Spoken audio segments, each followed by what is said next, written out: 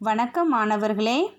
ஆழ்கடலின் அடியில் அந்த பாடத்தோட தொடர்ச்சியை இன்றைய வகுப்பில் நாம் இன்னைக்கு பார்க்க போகிறோம்.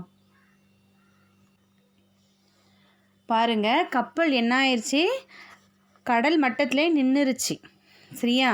அது கடலில் இருக்கக்கூடிய மணல் புற்றில் என்ன செஞ்சிருச்சுன்னா மாட்டிக்கிச்சு. சரியா? அதனால் கப்பல் அதே நிலைமையிலே நிற்கிது. உடனே எல்லாரும் கப்பலில் இருக்கிறவங்க எல்லாரும் கேட்குறாங்க, என்னாச்சு அப்படின்னு கேட்கும்போது கப்பலோட தலைவர் சொல்கிறாரு, சொல்கிறாங்க, இல்லை கப்பல் மாட்டிக்கிச்சு, இன்னும் ஒரு வாரத்தில் முழு நிலவு நாள் வரும். முழு நிலவு நாள் அப்படின்னா என்ன, பௌர்ணமி. அந்த நாள் வரும்போது கடலோட நீர் மட்டம் உயரும். அப்போது தன்னாலே என்ன செய்யும்னா கப்பல் அதிலேருந்து ரிமூவ் ஆகி என்ன செஞ்சிடும்னா தன்னால் கப்பல் மிதக்க ஆரம்பிச்சிடும் அப்படின்னு சொல்கிறாங்க. அப்போ இன்னும் ஒரு வார கால அளவு நம்ம கப்பல் இப்படி தான் நிற்கும் அப்படின்ட்டு எல்லோரும் என்ன செய்கிறாங்க, பார்த்துட்ருக்குறாங்க.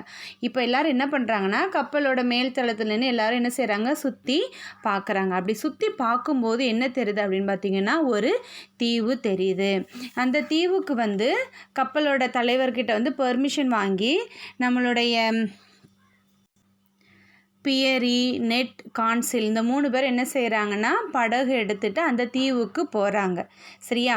அந்த தீவுக்கு போயிட்டு அந்த தீவில் இருக்கக்கூடிய காய்கறிகளை என்ன செஞ்சுட்டு வராங்கன்னா சேகரிச்சுட்டு வராங்க. காய்கறிலாம் சேகரிச்சுட்டு வராங்க. வரும்போது என்ன அப்படின்னு பார்த்தீங்கன்னா, அந்த தீவில் இருக்கக்கூடிய மக்கள்லாம் இவங்கள துரத்திட்டு வராங்க. அவங்க யார் அப்படின்னு பார்த்தீங்கன்னா, மனிதர்களை சாப்பிடக்கூடிய மனுஷங்க. சரியா? மனிதர்களே சாப்பிடக்கூடிய மனுஷங்க என்ன செஞ்சுட்டு வராங்க, இவங்கள துரத்திட்டு வராங்க. இவங்க வேகமாக என்ன செய்கிறாங்க, 3 பேர் பயந்துட்டு வேகமாக கப்பலுக்கு சேர்ந்துடுறாங்க. கப்பலுக்கு வந்ததும் கப்பல் மூடி என்ன செஞ்சிடறாங்க, மூடிடுறாங்க. அப்போ இவங்களை தொடர்ந்து பிடிக்கிறதுக்கு அந்த தீவில் இருந்த மனுஷங்க என்ன செய்கிறாங்க, 6 நாள் என்ன செய்கிறாங்க, தட்டிக்கிட்டே தான் இருக்கிறாங்க. ஆனால் திறந்து என்ன செய்யலாம், அவங்களாம் உள்ளே வரல, அவங்க பாதுகாப்பாக இருக்கிறாங்க. இப்போது 7ஆவது நாள் கிளம்ப போகிற நாளில் என்ன பண்ணுறாங்க பார்த்தீங்கன்னா, கப்பலோட மேல்மூடியை என்ன செய்கிறாங்கன்னா திறந்து விடுறாங்க. உடனே உள்ளே இருக்கவங்களாம் பயப்படுறாங்க, ஐயோ திறக்காதீங்க, அந்த தீவில் இருக்கிறவங்களாம் உள்ளே வந்துடுவாங்க. உடனே அவங்க அதெல்லாம் இல்லை அப்படின்னு சொல்லிட்டு திறந்து விடுறாங்க. திறந்ததும் என்ன செய்கிறாங்க, தீவில் உள்ள மனுஷங்க என்ன செய்கிறாங்க, உள்ளே வராங்க. உள்ளே வர்றதுக்கு அவங்க கால் வச்சதுமே என்ன செய்கிறாங்க, பயந்துட்டு ஓடிடுறாங்க. அப்போ என்ன அப்படின்னு கேட்கும்போது சொல்கிறாங்க, அதில் நான் கரண்ட்டு பாய்ச்சி வச்சுருக்கிறேன்.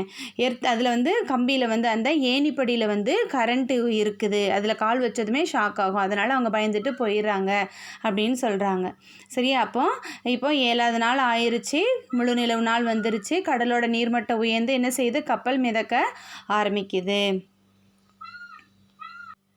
இப்போ கப்பல் எங்கே போகுது அப்படின்னு பார்த்தீங்கன்னா, இலங்கைக்கும் இந்தியாவுக்கும் இடைப்பட்ட பகுதியில் என்ன செஞ்சிட்ருக்கு, அந்த கப்பல் போய்கிட்டுருக்கு.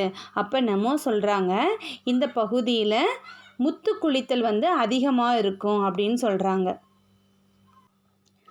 முத்து குளிப்பு அப்படின்னா என்னன்னு பார்த்தீங்கன்னா, கடல் கடியில் முத்து அப்படிங்கிறக்கூடியது என்ன செய்யும், விளையும். சரியா? அதை போய் எடுப்பாங்க.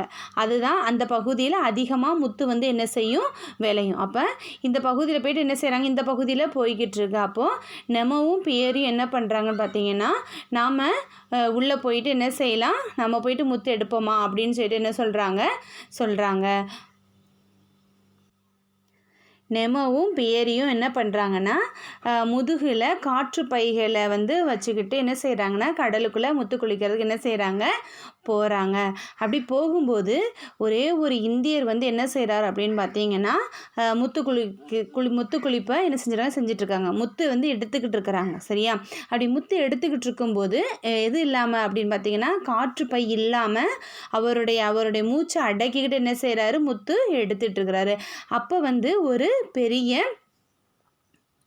பெரிய சுறாமீன் என்ன செய்யுது, வருது. அது அவரை தாக்குறதுக்கு வருது. இதை நெமோ என்ன செய்கிறாங்க, பார்த்துடுறாங்க. உடனே என்ன பண்ணுறாங்க பார்த்தீங்கன்னா, அவருடைய கையில் இருந்த வாள்னால் என்ன செய்கிறாரு, அந்த சுறாமீனை நல்லா பயங்கரமாக குத்தி கிழிச்சு என்ன செஞ்சிட்டாரு, அந்த இந்தியரை காப்பாற்றிட்டாரு. இப்போ ஒரு இந்தியரை காப்பாற்றின சந்தோஷத்தோடு என்ன செய்கிறாங்க, பியரியும் நெமோவும் என்ன செய்கிறாங்க, அவங்களுடைய கப்பலுக்கு வராங்க. கப்பலுக்கு வந்ததும் என்ன செய்யுது, அவங்களுடைய பயணம் தொடருது. இப்போ கப்பல் பிரயாணத்தை என்ன செய்கிறாங்க, மறுபடியும் ஆரம்பிச்சிட்டாங்க. இப்போ கப்பலில் இருந்துக்கிட்டே கடலுக்குள்ளே இருக்கக்கூடிய பல வகையான அரிய காட்சிகளை என்ன செஞ்சுட்டு வராங்க, பார்த்துட்டு வராங்க. அப்படி பார்த்துட்டு வர்ற வழியில் இங்கிலாந்துக்கும் ஸ்பெயினுக்கும் நடைபெற்ற போர், அவங்க ஸ்பெயினுக்கும் இங்கிலாந்துக்கும் முந்தைய காலத்தில் என்ன செஞ்சிச்சு, ஒரு போர் நடந்துச்சு. அந்த போரில் இந்த கப்பலை வந்து என்ன செஞ்சுருக்குறாங்க அப்படின்னா மூழ்கடிச்சிருக்கிறாங்க. அந்த கப்பல்லாம் என்ன செய்கிறாங்க, பார்க்குறாங்க. எந்த நாடுகளுக்கு இடையில் சண்டை நடந்துச்சு, இங்கிலாந்துக்கும் ஸ்பெயினுக்கும். இந்த நாட்டுக்கு இடையில் ஒரு போர் ஏற்பட்டுச்சு. அந்த போரில் ஒரு கப்பல் என்ன செஞ்சுட்டாங்க, போர் கப்பலை மூழ்கடிச்சிட்டாங்க. அந்த கப்பலை பார்க்குறாங்க. அந்த கப்பலில் இருந்து என்னெல்லாம் எடுக்கிறாங்க அப்படின்னு பார்த்தீங்கன்னா, தங்கம், வெள்ளி, வைரம் இதெல்லாம் என்ன செய்கிறாங்க, சேகரிச்சுக்கிட்டாங்க இவங்க. சரியா சேகரிச்சுட்டு அவங்களுடைய பிரயாணத்தை என்ன செய்கிறாங்க, மறுபடியும் தொடர்றாங்க. மேலும் என்ன பார்க்குறாங்க அப்படின்னு பார்த்தீங்கன்னா, கடலில் இருக்கக்கூடிய எரிமலை வந்து என்ன செய்யுது, தீயை கக்குது. அதுலேருந்து வரக்கூடிய அந்த தீ கனலை பார்க்குறாங்க, புகையை பார்க்குறாங்க. இதெல்லாம் பார்த்துட்டு வராங்க. மேலும் பல 100 ஆண்டுகளுக்கு முன்னாடி ஒரு நாளில் வந்து பூகம்பம் ஏற்பட்டுச்சு. அந்த பூகம்பத்தினால கடலுக்கு அடியில் என்ன செஞ்சுட்டா, ஒரு நகரமே மூழ்கி போயிடுச்சான். அது என்ன நகரம்னு பார்த்தீங்கன்னா, அட்லாண்டிஸ் அப்படிங்கக்கூடிய நகரம் என்ன செஞ்சிருச்சு, மூழ்கி போயிடுச்சு. அந்த நகரத்தோட இடிபாடுகளை நாங்கள் என்ன செஞ்சோம், பார்த்தோம் அப்படின்னு சொல்கிறாங்க. அப்புறம் பூமியோட தென் துருவ பகுதிக்கும் நாங்கள் என்ன செஞ்சோம், இந்த கப்பலில் போனோம் அப்படின்னு சொல்கிறாங்க. அப்படி போகும்போது பென்குவினை பார்க்குறாங்க, கடல் சிங்கங்களை பார்க்குறாங்க. இது மாதிரியான பல விஷயங்களை என்ன செய்கிறாங்க, பார்க்குறாங்க. இப்படி பல நிகழ்வுகளெல்லாம் பார்த்துட்டு வராங்க. 3 பேருக்கும் நம்பிக்கையே இல்லை, நம்ம கரை சேருவோம், நம்ம வந்து கரை சேர்ந்து நம்ம வீட்டுகளுக்கெலாம் போவோம் அப்படிங்கிற ஒரு நம்பிக்கையே 3 பேருக்கும் இல்லாமல் போயிடுச்சு. அப்படி இருக்கிற சூழ்நிலையில் ஒரு நாள் என்ன தெரியுது அப்படின்னு பார்த்தீங்கன்னா, ஒரு கரை தெரியுது. அப்போ நம்ம எப்படியாச்சும் தப்பிச்சிடணும் அப்படின்னு 3 பேர் என்ன செய்கிறாங்க, முயற்சி பண்ணுறாங்க. அப்படி முயற்சி பண்ணும்போது கப்பலில் இருக்கக்கூடிய படகு எடுத்துகிட்டு என்ன செய்கிறாங்க, கிளம்ப போகிறாங்க. அப்படி கிளம்ப போகிற நேரத்தில் அந்த கப்பல் வந்து என்ன ஆயிடுச்சுன்னா, ஒரு சுழலில் என்ன செஞ்சிருச்சு, மாட்டிக்கிச்சு. சரியா கடலில் வந்து ஏற்படக்கூடிய ஒரு சுழல், அதில் வந்து என்ன செஞ்சுக்கிட்டு மாட்டிக்கிச்சு.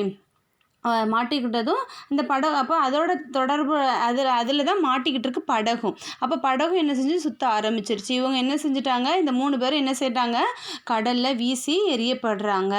அப்புறம் என்ன ஆயிடுச்சு, என்ன நடந்துச்சுன்னு இவங்களுக்கு தெரியலை. அப்புறமேட்டு அவங்க வந்து பார்க்குறாங்க. அவங்க கண் விழிச்சு பார்க்கும்போது அவங்க யார்கிட்ட இருக்காங்க அப்படின்னு பார்த்தீங்கன்னா, நார்வே நாட்டு கடற்கரை மீனவருடைய குடிசையிலேருந்து என்ன செஞ்சாங்க, 3 பேர் இருக்கிறாங்க. அப்போ யோசிச்சு பார்க்குறாங்க. அப்போ அந்த கப்பல் நாட்டிலஸ் அப்படிங்கக்கூடிய அந்த கப்பலுக்கு என்ன இருக்கும், அதில் இருந்த நெமோ அப்படிங்கிறவருக்கும் என்ன இருக்கும் அப்படின்னு என்ன செய்கிறாங்க, யோசிக்கிறாங்க. அது பற்றியான செய்தியுமே அவங்களுக்கு என்ன செய்யலையா, கிடைக்கலையா. ஆனால் இவங்க 3 பேர் என்ன செஞ்சுட்டாங்க, எப்படியோ தப்பிச்சு கரை சேர்ந்துட்டாங்க. ஆனால் அவர் என்னாச்சு அப்படின்னு என்ன செய்யலை, தெரியலை. இந்த மாணவர்களே கதையெல்லாம் புரிஞ்சிருக்குன்னு நினைக்கிறேன். கடலுக்கு அடியில் அவங்க பார்த்த ஒவ்வொரு நிகழ்வுகளையும் அழகாக சொல்லியிருந்தாங்க. நீங்களும் அதை பார்த்தீங்க, நிறைய விஷயங்களை தெரிஞ்சிருப்பீங்க அப்படின்னு நினைக்கிறேன். நீங்களும் புஸ்தகத்தை எடுத்து நல்லா வாசித்து பார்த்து அந்த கதை பகுதியை நல்லா தெரிஞ்சுக்கோங்க மாணவர்களே. நன்றி.